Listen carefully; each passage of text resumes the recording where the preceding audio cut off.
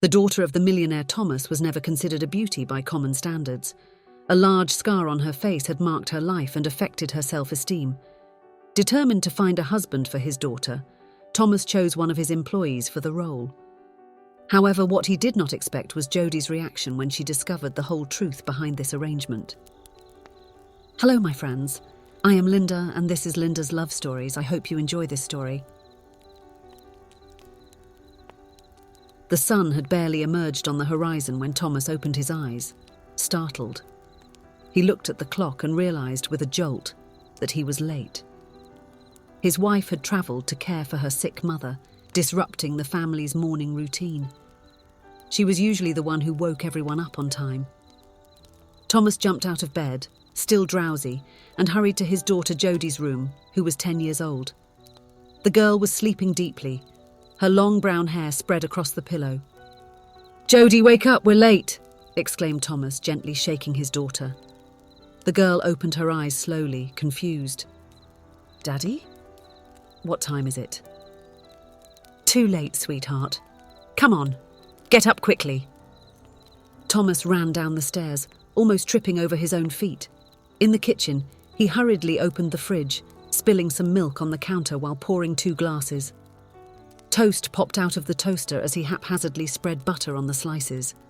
"Jodie, breakfast is ready!" he shouted, climbing the stairs 2 steps at a time. The girl appeared in the hallway, still tidying her wrinkled school uniform. Thomas helped her quickly brush her hair, making a simple and crooked braid. "Sorry for the rush, honey. Daddy forgot to set the alarm," he explained, guilty. The two went downstairs and Thomas practically shoved the toast and milk at Jodie, who ate quickly. In minutes they were in the car, speeding through the city streets. Thomas drove nervously, his eyes alternating between the road and the clock on the dashboard. He had an important meeting that morning and couldn't be late. The traffic seemed to be conspiring against him, with slow cars occupying all the lanes. "Dad, you're driving too fast," observed Jodie apprehensively. "It's okay, dear, we're just in a bit of a hurry," replied Thomas, trying to smile to reassure her. Thomas's phone rang at that moment. He glanced quickly at the screen and saw it was his assistant. Worried about the meeting, he decided to answer. "Hello? Yes, I'm on my way. I'll be there in 15 minutes, said Thomas on the phone, taking his eyes off the road for a few seconds. It was enough. When he looked forward again, the light had turned red and a car was crossing the intersection. Thomas slammed on the brakes, but it was too late. The impact was violent. The passenger side, where Jodie was sitting, was hit hard. The world seemed to spin in slow motion. The sound of screeching metal and shattering glass filled the air. When everything stopped, to the side, Jodie was unconscious, trapped among the twisted wreckage. "Jodie, daughter, speak to me!" Thomas shouted in panic, but the girl did not respond. The weeks that followed were a blur of hospital corridors, serious doctors, and sleepless nights. Jodie was in a coma for days, fighting for her life. When she finally woke up, Thomas's relief was quickly replaced by new anguish. The right side of Jodie's body had been severely affected. She would have to relearn to walk, to use her arm, even to speak properly. And then there was the scar, a jagged, deep line that cut across the right side of her face from temple to chin.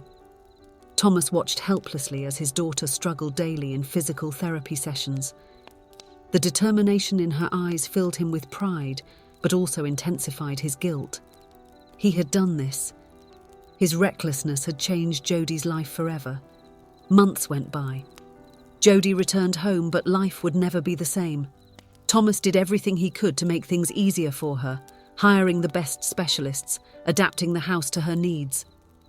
One day, when picking up Jodie from school, Thomas witnessed a scene that broke his heart.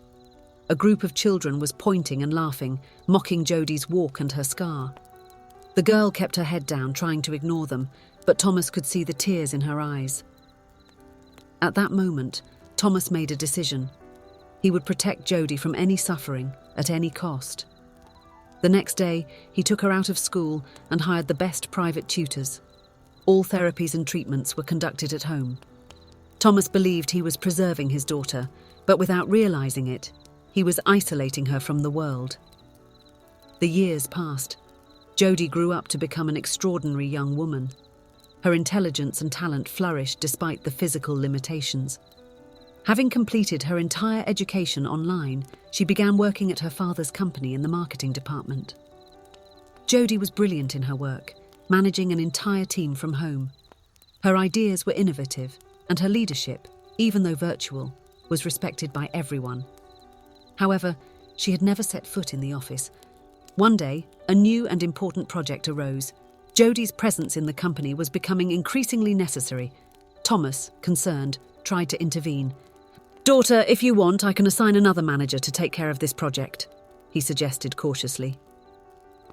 Jodie took a deep breath before responding. "It's okay, Dad.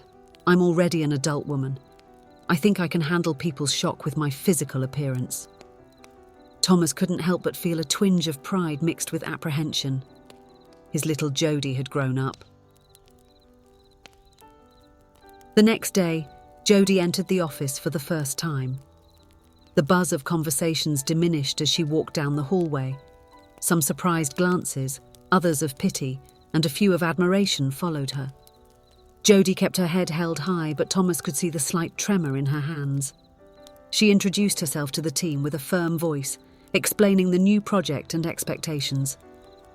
Gradually, the initial shock gave way to professional respect. It was during one of those meetings that Jodie met Cesar. He was a newcomer to the company, with a laid-back demeanor and contagious energy. Unlike the others, Cesar didn't seem to notice Jodie's scar.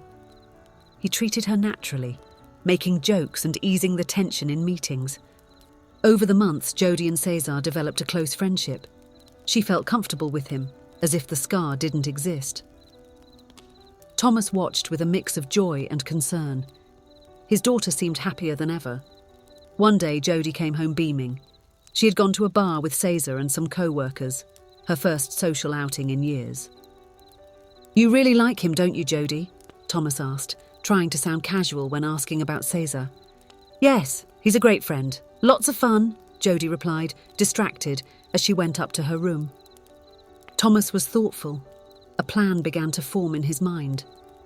After the accident, he had always done everything to make Jodie's life easier and happier, and he was about to act again.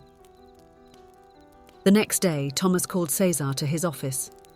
The young man entered, a bit nervous, not knowing what to expect. "Cesar, I need to talk to you about something important," Thomas began, his tone serious. Cesar nodded, waiting for Thomas to continue. "You and Jodie have become very close in the past few months," Thomas observed, "and I've never seen my daughter so happy." Cesar smiled, still not understanding where Thomas was going with this. "I have a proposal for you," Thomas continued. "If you agree to marry Jodie, I will promote you to a prominent position in the company." Cesar's smile vanished, replaced by a look of shock. "Sir, I don't understand." Thomas sighed deeply before telling Cesar about the accident, how Jodie's life had changed, and how he had always tried to protect her. "You are the first person in years who makes her feel normal, Cesar. Date her for a few months and then propose marriage. I will take care of everything."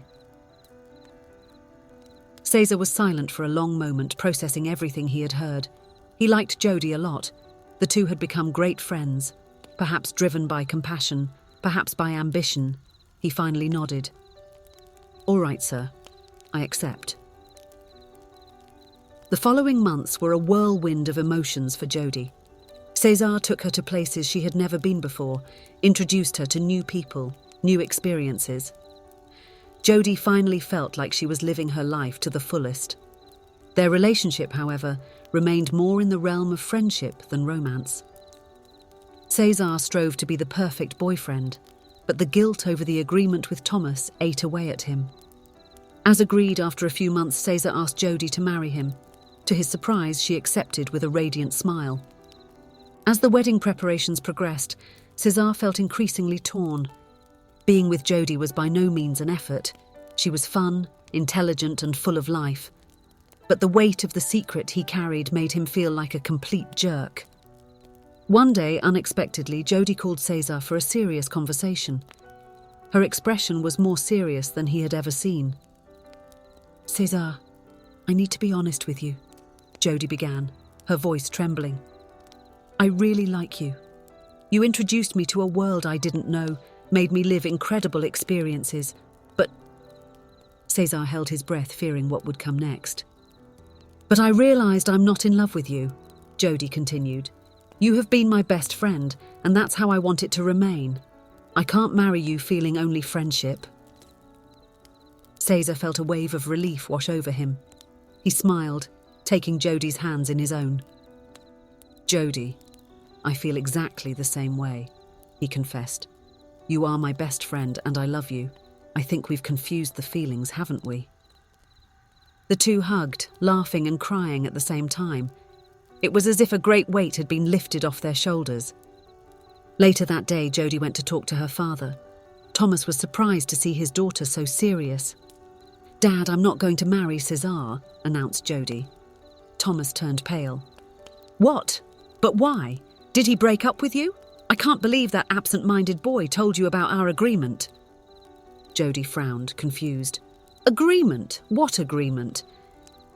Realizing his mistake, Thomas hesitated for a moment before telling Jody the whole truth. He explained about the agreement he had made with Cesar, about how he wanted to see her happy and protected. Jody listened to everything in silence, her eyes filling with tears. When her father finished, she took a deep breath before speaking. "Father, I know you feel guilty about my scar and the direction my life has taken," she began, her voice calm yet firm. "But I need you to let me live my life now. I already know how to take care of myself." Thomas lowered his head, ashamed. Jody continued, "I know that many times I will encounter people on my path who will hurt me, mock me and harm me, but I am strong, Dad, and that says much more about them than it does about me." She approached her father, hugging him tightly. "Let's live looking to the future, Dad. Leave the guilt behind." Thomas hugged his daughter back, feeling as if a huge weight was being lifted off his shoulders. He realized that his little Jody had become a strong and wise woman, far beyond her years. In the months that followed, many things changed. Jody started going to the office every day, facing the looks and comments with a confidence that surprised everyone. She forgave Cesar, and they remained great friends, supporting each other on their personal and professional journeys. Thomas, for his part, learned to loosen the reins. He watched with pride as Jody blossomed, making new friends, exploring new interests, and even starting to date, this time on her own. Jody's scar was still there, a constant reminder of the past. But now, instead of a symbol of limitation, she saw it as a mark of her strength and resilience. And Thomas finally understood how beautiful his daughter was and was proud of her courage, her kindness, and her ability to adapt. As father and daughter walked together through the manor's garden on a sunny afternoon, Thomas realized that for the first time in years, he no longer felt the overwhelming weight of guilt. In its place, there was a sense of peace and hope for the future. "You know, Jody," he said, smiling at his daughter, "I think I finally understand what you meant about living while looking to the future." Jody squeezed her father's hand affectionately. "And how do you feel about that, Dad?" Thomas looked up at the blue sky, feeling the warmth of the sun on his face. "I feel like we're starting a new chapter, and I can't wait to see what it holds for us." Jody smiled, her face lit up with happiness. "Me too, Dad. Me too." And so father and daughter continued their walk, leaving behind the shadows of the past and walking together towards a future full of possibilities. If you enjoyed, please give it a like and subscribe to the channel. Leave a comment with a number from 1 to 5 to let us know how much you liked the story. Also, watch the video that is currently on your screen. See you soon.